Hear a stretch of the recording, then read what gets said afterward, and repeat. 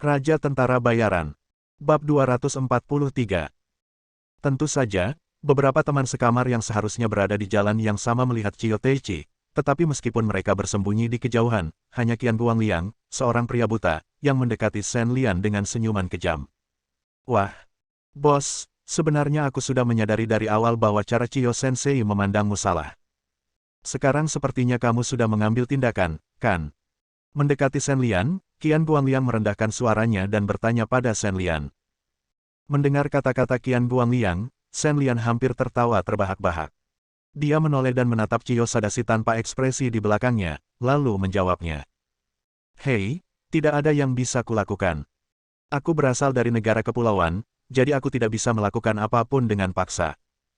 Saat Shen Lian berbicara, dia menggelengkan kepalanya dan menghela nafas, seolah mendapatkan guru perempuan adalah sesuatu yang menurutnya sangat memalukan. Cek-cek. Bosnya pantas jadi bos, tinggi sekali. Melihat sikap tenang Shen Lianyun, Qian Guangliang mengacungkan jempol. Kekaguman di hatinya tidak seberapa, seperti sungai yang bergelombang. Dalam pandangan Qian Guangliang, Chiyo Zhenyi pasti tidak akan bisa mendengar apa yang dikatakan kedua orang itu dengan suara pelan, tapi itu berdasarkan premis orang biasa. Qian Zhenyi juga seorang pejuang dengan kekuatan internal, dan Shen Lian tidak sengaja membungkam suaranya. Dalam keadaan seperti itu, suara bernada rendah dari orang biasa ini hampir sama dengan berbicara di telinganya, tetapi itu terbatas pada situasi saat ini, dan Chiyo Zhenyi tidak dapat mengungkapkannya. Bos, guru Chiyo pasti sangat menyenangkan. Lihat sosoknya dan postur berjalannya. Ya Tuhan, dia pasti kamu. Qian Guangliang. Setelah menghela nafas dengan emosi, Qian Guangliang tidak bisa memikirkan kata-kata apapun untuk memuji Shen Lian, jadi dia tetap memulai dengan Qian Zhenyi. Menurutnya, bagi seorang pria, tidak ada yang lebih baik daripada wanita yang memujinya. Tapi di tengah kata-katanya, Chiyo Teichi tidak bisa menahannya lagi. Cukup menyebalkan sampai dia berbicara omong kosong ketika dia mendapatkan uang sebanyak itu, tapi dia bahkan berbicara lebih dan lebih eksplisit sudah memiliki ide ini. Ide anak laki-laki itu untuk menyingkirkannya. Jika dia tidak bisa melakukannya sekarang, dia pasti akan membiarkan Qian Guangliang mencoba metode penyiksaan di kelas khusus. Ah, Chiyo Sensei, apa perintahmu? Mendengar Chiyo Zhenyi memanggilnya, Qian Guangliang segera berhenti dan berbalik dengan ekspresi hormat di wajahnya. Dia tidak tahu sama sekali bahwa pria ini baru saja membicarakan hal buruk tentangnya kepada Shen Lian. Apakah kamu bertengkar lagi dengan teman sekelasmu kemarin? Sekarang, larilah 50 putaran mengelilingi taman bermain. Jika kamu tidak menyelesaikannya sebelum gelap, kamu akan dikeluarkan. Chiyo Teichi yang selama ini selalu menjaga gaya bersahabat tiba-tiba marah dan memberi perintah pada Qian Guangliang yang membuatnya tercengang. Dia harus berlari 50 putaran di taman bermain Universitas Toto, yang jaraknya 3.000 meter. Bukankah itu melelahkan? Qian, bos, bantu aku. Qian Guangliang awalnya ingin memohon kepada Chiyo Zhenyi, tetapi dia melihatnya mempercepat langkahnya dan berjalan ke depan, mengetahui bahwa dia tidak dapat menemukannya, dengan cepat memohon kepada bosnya, tetapi melihat Shen Lian mengangkat bahu dan menunjukkan bahwa dia adalah dia. Tak berdaya. Datanglah seperti itu. Tidak peduli apa, Chiyo Teichi adalah seorang guru di permukaan, dan dia memiliki hak untuk menghukum Qian Guangming seperti ini. Adapun apa yang baru saja dia katakan, sebagai Chiyo Teichi, membunuhnya tidak akan dianggap sebagai pelanggaran, dan Chiyo Teichi bisa Shen Lian tidak menjelaskan dengan jelas hubungannya dengan dia. Lari untuk memohon belas kasihan. Saya khawatir Guangliang akan mati jika dia meminta uang. Pergilah ke taman bermain. Sayangnya aku tidak bisa membantumu dalam masalah ini. Ingat di masa depan, jangan main-main dengan orang lain, terutama wanita. Shen Lian memandang Qian Guangliang dengan tatapan simpatik seolah sedang melihat orang terbelakang, menepuk pundaknya dan berbalik untuk pergi, meninggalkan Qian Guangliang sendirian tanpa air mata, dan perlahan berlari ke taman bermain. Tidak ada pengawasan di tempat kejadian, jadi dia hanya berlari ke sana kemari dan berpura-pura keren. Pada akhirnya, dia ditangkap oleh guru yang diatur oleh Chiyo Teichi, dan dia berlari 50 putaran penuh dengan jujur. Sore harinya, Ito Kawazuki dari klub kendo kembali ke sekolah, menemukan Shen Lian, dan memberitahunya bahwa surat tantangan telah dikirimkan. Ini adalah keberhasilan memenuhi janjinya untuk bersaing dengan Shen Lian. Ketika mereka membicarakan hal ini, Chiyo Teichi juga hadir. Melihat ekspresinya, Shen Lian menduga bahwa kelas khusus jelas tahu tentang ini, tetapi dia tidak mengerti mengapa mereka tidak menghentikannya. Chiyo Sensei, apakah sikapmu terhadapku di kelas khusus berubah? Melihat latar belakang Ito Kawazuki yang memudar, Shen Lian melirik Chiyo Teichi dan bertanya.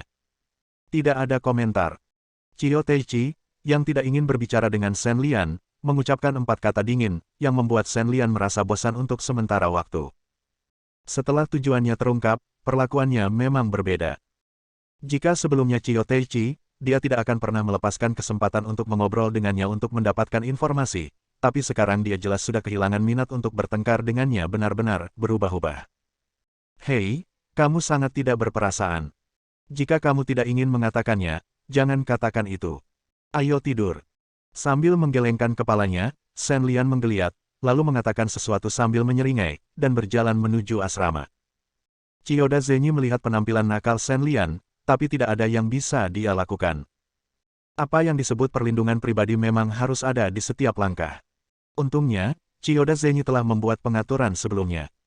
Ketika Shen Lian kembali ke asrama, dia segera menyadari ada sesuatu yang tidak beres. Seluruh gedung asrama tempat dia tinggal semuanya pintunya tertutup dan tidak ada seorang pun di sana. Mengulas dan bermain game. Ada begitu banyak orang di sini, mustahil berada dalam situasi seperti itu. Gedung asrama sedang menjalani pengujian dan pemeliharaan serta perbaikan tahan gempa. Tanggalnya tidak pasti. Bagaimana dengan Tuan Shen? Bukankah ini alasan yang bagus? Seperti yang kita ketahui bersama, negara kepulauan merupakan negara yang rawan terhadap gempa bumi. Bisa dikatakan banyak upaya yang telah dilakukan untuk mencegah terjadinya gempa bumi.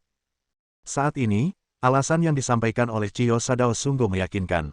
Haha, ini benar-benar kerja keras. Shen Lian menggelengkan kepalanya tanpa berkata-kata dan berjalan ke asrama yang gelap. Untungnya, Chiyo Zenyi juga tinggal bersamanya dan tidak begitu kejam hingga langsung memutus aliran air dan listrik. Ngomong-ngomong, apa kamu benar-benar ingin tinggal sekamar denganku?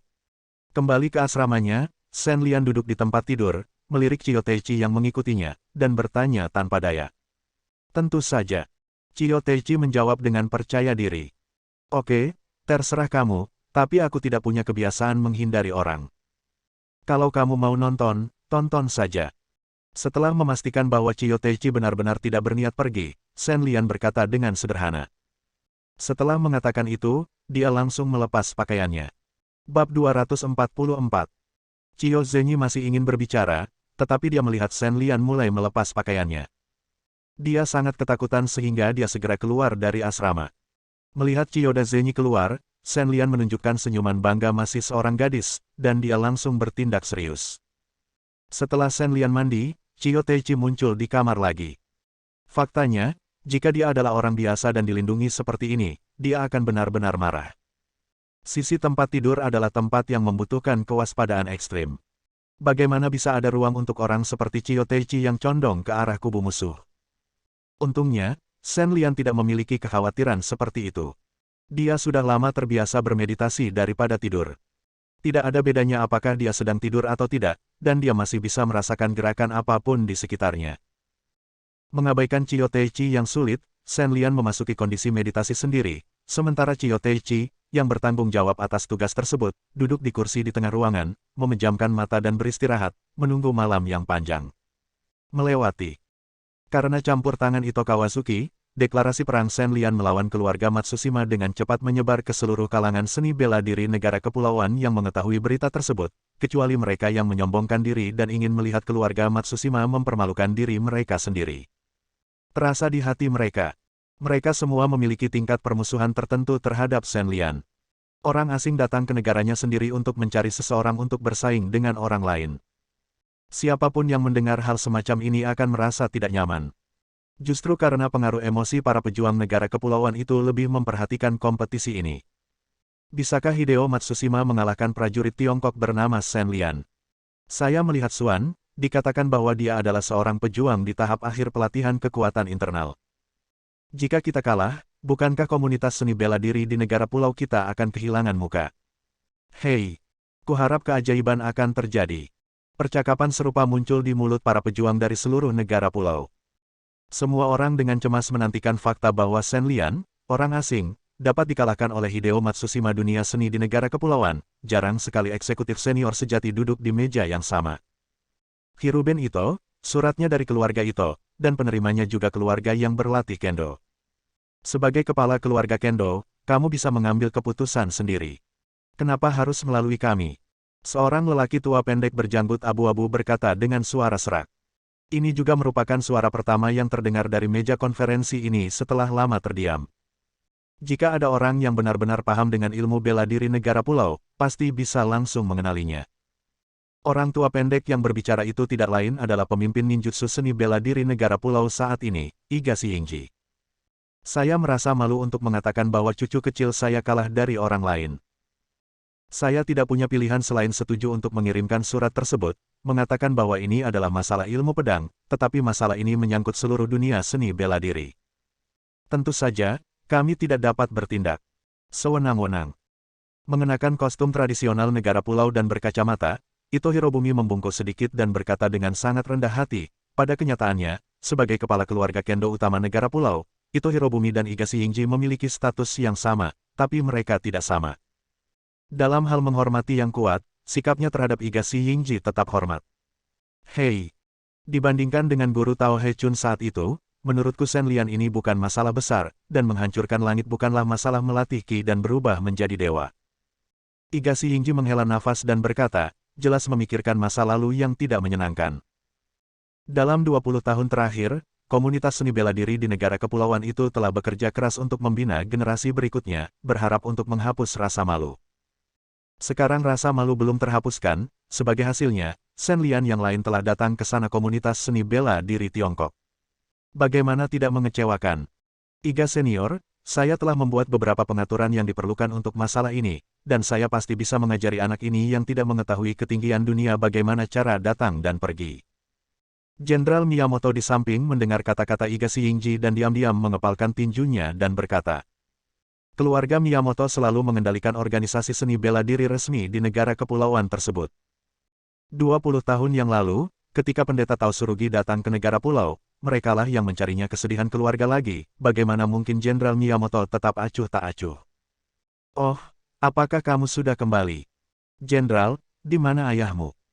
Begitu Jenderal Miyamoto selesai berbicara, Iga tersenyum menghina, jelas tidak menganggap serius perkataannya, dan bertanya tentang keberadaan ayah Jenderal Miyamoto, Takeo Miyamoto. Ayah sedang bermeditasi di klan. Mendengar pertanyaan Iga Yingji, ekspresi Jenderal Miyamoto menunjukkan sedikit kepanikan. Meski Miyamoto Soto datang kali ini sebagai kepala keluarga master karate, ia memang belum mumpuni untuk duduk satu meja dengan Ito Hirobumi dan Iga Yingji, apalagi senioritas dan senioritas, bahkan dengan kekuatan keras pun ia tidak bisa mengalahkannya dua master teratas di bidang pemurnian ki dan transformasi menjadi dewa. Bentak.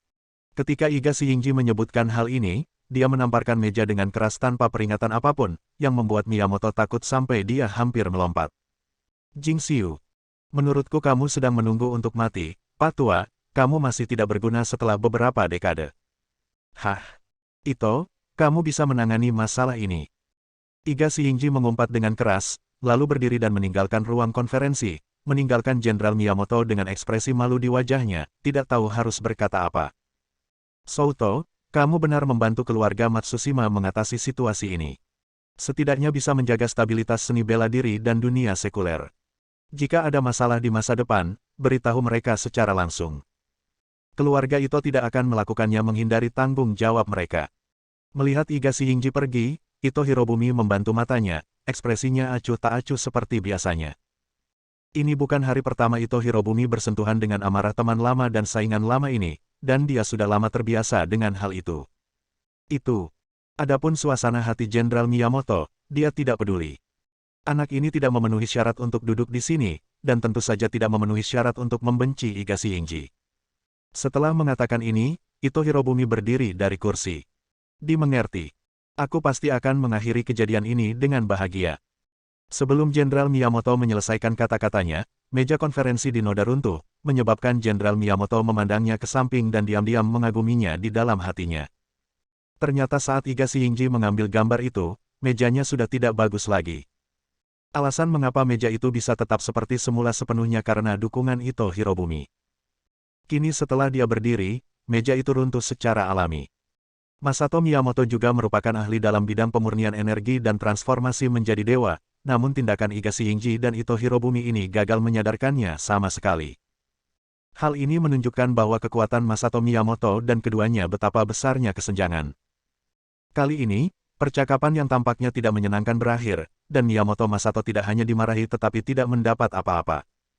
Dengan anggukan dari kedua orang ini, kelas khusus sekarang dapat bebas melakukan pekerjaan Shen Lian. Bersambung.